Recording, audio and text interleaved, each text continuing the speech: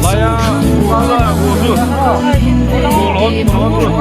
Sitlay mi izami na lamdula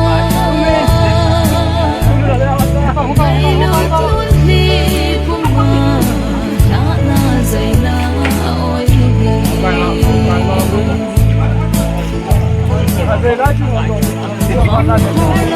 Kulay ulit pa nasilkunsing na to'y donay muling uldapin Na't hilpit sa'yin na lungdam sa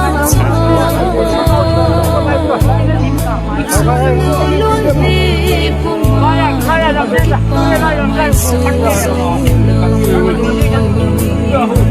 susulong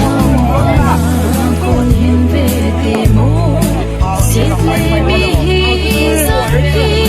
na lamdula Ngayon lundi pumapay sa'yo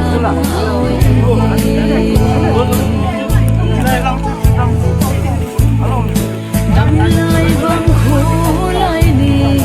at sumingisi Nalin kong pinahuli na nauting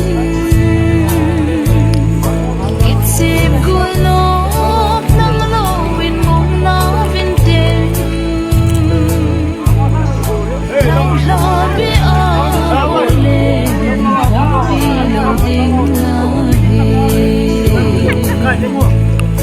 Sundang ba na kung hindi mo